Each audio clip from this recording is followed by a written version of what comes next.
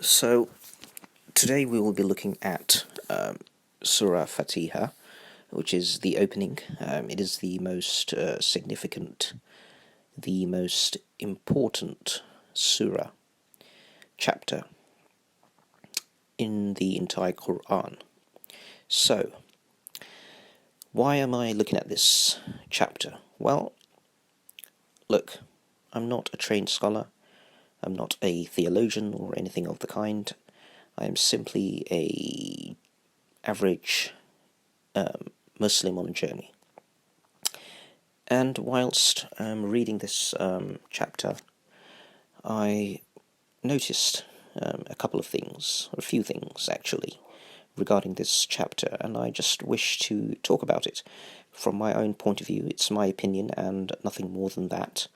I do not ascribe it to anything, and I just thought you would be interested to also notice, to also know about this.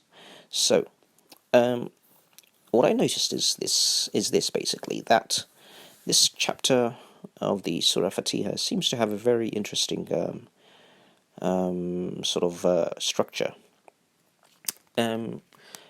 The various sort of structure is quite telling. For example, looking at this chapter, what we have is it begins, of course, in the name of God. So it begins quite high, in other words, referring to the uppermost entity that we could imagine. So God is, of course, the most perfect, the most powerful entity for a Muslim, and therefore, rightly so, it seems to be the first thing in the chapter. And also, so it begins with God's name, which seems to make sense, and we can all understand why it begins in that way. Then it goes into some of his characteristics and attributes. So, for example, it says the infinitely compassionate and merciful.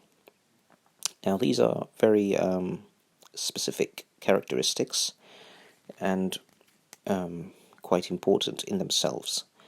So, what it seems like is, I mean, I may be wrong, but God seems to be introducing himself. So he is saying that he's God, and then he is sort of introducing us as his slaves and worshippers to his important characteristics. So he is compassionate and merciful. So he wishes us to know these things, and therefore he has introduced himself in quite a sensible, rational sort of manner in terms of saying his name and then saying, I am like this. So it seems to be like an introduction. And then he says, Praise be to God, Lord of all the worlds. Again, another sort of relevant, prescient description, because here he's saying he is Lord of all the worlds, and praise be to himself. So he's Lord of all the worlds. So once again, we continue with the theme of introduction. So he's saying he is God, he is compassionate and merciful, infinitely so, and now he is also Lord of the worlds. So that is a indication or an assertion of his sort of one of his major significant roles. That being that he is the Lord of all the worlds. So it's sort of like a job. So one of many jobs, or one of many functions, that God sort of carries out. So he is the Lord of all the worlds. In other words, he is the owner. So when someone is the Lord of all the worlds, that makes him the owner. So again, the theme of introduction continues. So he is God, so that is his name. And then we have some of his characteristics. So he is compassionate, merciful. And now we know that something in the line of what he possesses. So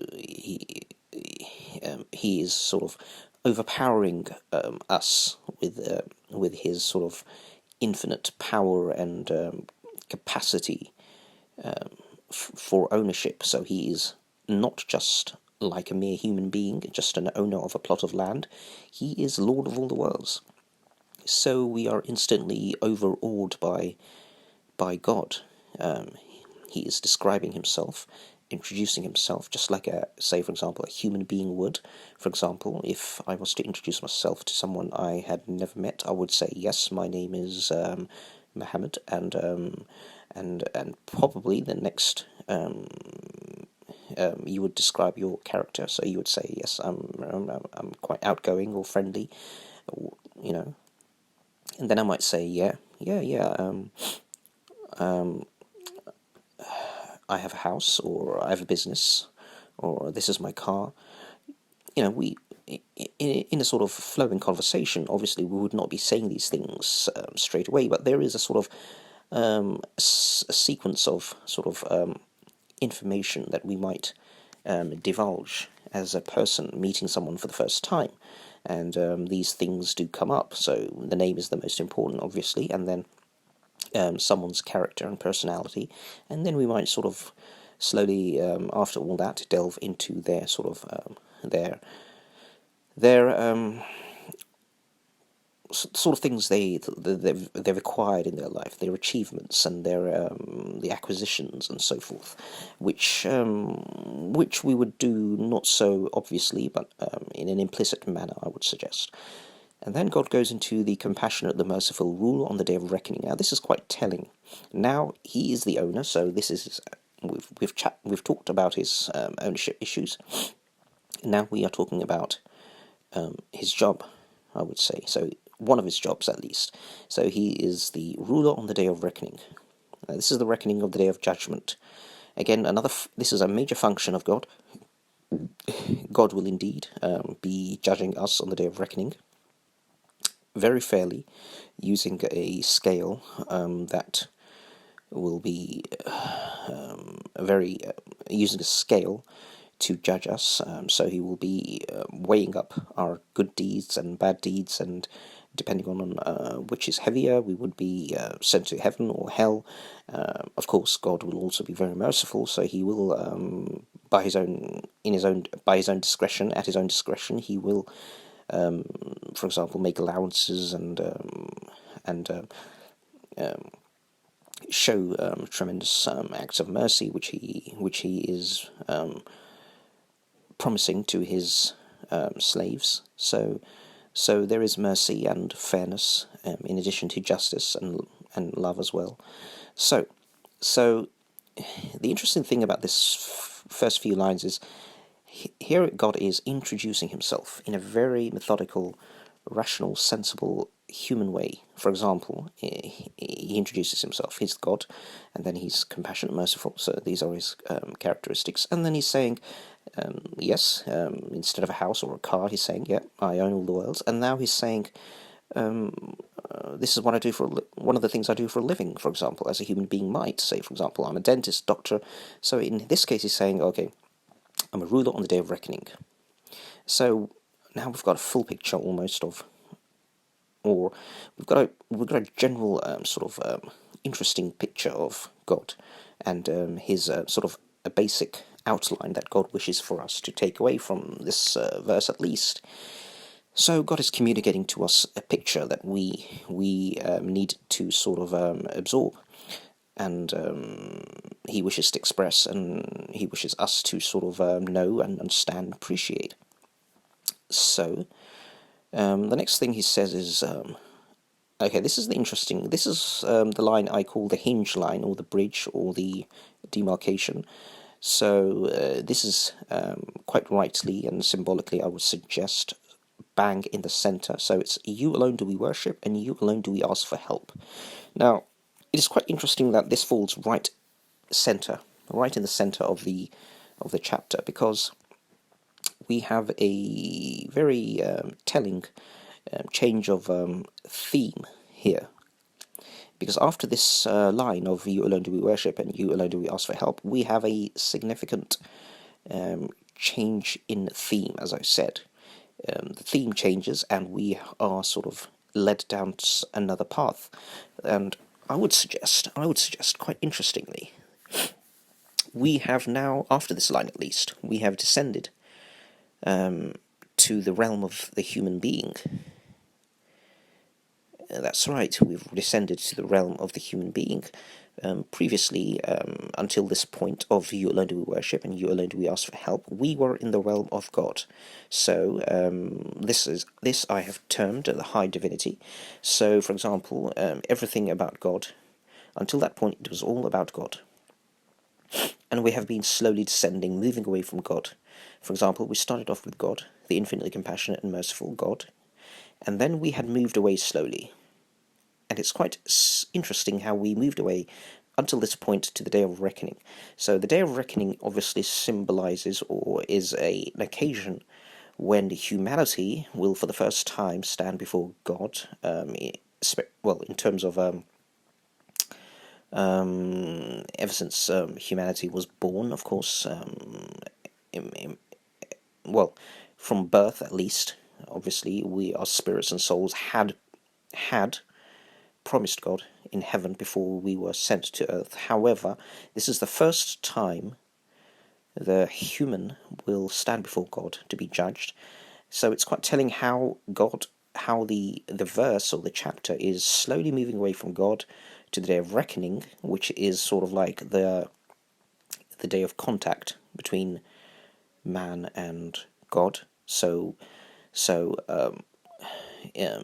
the chapter is slowly moving towards the Day of Contact, and then from the Day of Contact, we've moved away all the way into sort of to the human realm, the earthly realm, the realm where the human being is not in contact with God. So the Day of Reckoning is the sort of the clash, or the sort of the touching of the two worlds. It is the day when the two worlds will be connected. So the Day of Reckoning. So it is the coming together of the human and the godly realm, in other words. So this is quite symbolic and interesting here. And therefore it is interesting how it sort of occurs here. So we've started off with God, and then we've slowly descended, or moved away from God's presence, and we've reached a point where we are now at the Day of Reckoning. And then after that, very interestingly, we've entered the human realm. And the human realm is characterized by worship and, of course, people asking for help. So this is the actions and activities of human beings on earth. We can pray and we can ask for help through our prayer, and that is our connection with God from the world. There is no physical sort of connection at this point. The Day of Reckoning is the connection that we are expecting, and hence that is the line above it. But until that point, the best we can hope for is worship and asking for help through our prayers in the world. And after that line, we have "Guide us on the straight path." Guide us on the straight path, the path of those who have received your grace. So, I think guiding us on the straight path is a sort of another elaboration on the worship. And then it is quite interestingly, the first thing that happens is, I think we have reached the point of sort of the path of those who have received your grace. So this is the part where Allah is sort of ranking people in terms of nearness to Himself, in terms of their piety and their proximity to God's grace and mercy and love and affection and everything of that kind. So when it says the path of those who have received your grace, these are the people, for example, whom God is now favoring, whom are rightly guided. For example, the prophets, Muhammad sallallahu alaihi wasallam, the Sahaba, the Sahabi, the first generation, the second generation, the third generation, all the God-fearing, all the good Muslims, the believers, the sincere, and so forth. So that has been ranked. So these are, again, after worship, after the straight path, it is amazing how those people have been placed here on this line. And then again, we are descending even further, not the path of those who have brought down wrath. So now we have moved away completely from God. So we started off up there with God. Now we're moving away even further. So God is now mentioning the path of those who have brought down wrath. So these are the people, in some tafsir it is said that these are the Jews whom had received many reminders from God in terms of prophets and prophecies and holy texts and holy revelation and so forth, and favors and numerous favors and and despite all that, they had have gone astray repeatedly. We can just simply referring to the incident at the bottom of Mount Sinai, where Moses, alayhi salam, had climbed up the mountain to go and collect the Torah and the scrolls and the Ten Commandments and so forth. And he was up there for more than 40 days, and the newly rescued Jewish tribes had reverted to the practice of idolatry and taking a golden calf as a god. So this is what some scholars have said is God is referring to here. And then lastly, so this is the most those whom are the most removed from God's presence, and rightfully they have been placed right at the bottom of the verse. So as you can see, God is right at the top. Sorry, I just did something there. Right at the top, and then we have descended all the way right to the other side. So God is not only telling us that these people are removed from Him in the real sense, or in the real world, in the real reality, but just in the context, in the outline, and in the structure of this chapter, he is literally showing us that they are also removed from him. So, for example, nor of those who wander astray. Now, again, in the tafsir, it is said that this is referring to the Christians whom have completely gone astray because, of course, they have taken Jesus alayhi salam as God as opposed to a prophet, which is what Muslims and Jews, well, not Jews, Muslims believe. Jews don't think he is anything of the sort, and they completely reject him outright. So these are the Christians, all those who have completely gone astray. They have no clue. So as you can see, this is the interesting structure I was talking about. So for example, we have began at the top with God and his introduction, and then we had a hinge in the middle. So you alone do worship and you alone ask for help. And after the hinge is the day of reckoning. So that is the sort of touch between the two worlds. So we have this chapter divided into sort of two halves, and at the same time, it sort of visually reflects and sort of emphasizes the fact that God is removed from those whom are completely astray. So God is at one extreme, right at the top. So he is at the highest point of creation, highest heaven, sat on his throne. And then we have those who wander astray and those who have brought down wrath, God's wrath. Those are right on the other extreme, right at the bottom. It's a visual sort of representation of their position in the sort of overall scheme of God's reality and God's sort of universe. And that is, I would suggest, what I've noticed. And I just find it quite interesting and amazing that such a thing would exist. And of course, this is just my interpretation. This is just something I've noticed. I'm not saying that this is exactly what it is supposed to be, or it is, or if it's part of the religion or anything like that. I'm not suggesting that for a second. It's just something I noticed and I thought I would share. And nothing more than that. And may God forgive me, Allah forgive me if I have made mistakes, and I, of course, don't mean to offend anybody or sort of misguide or mislead people. It is simply just an observation.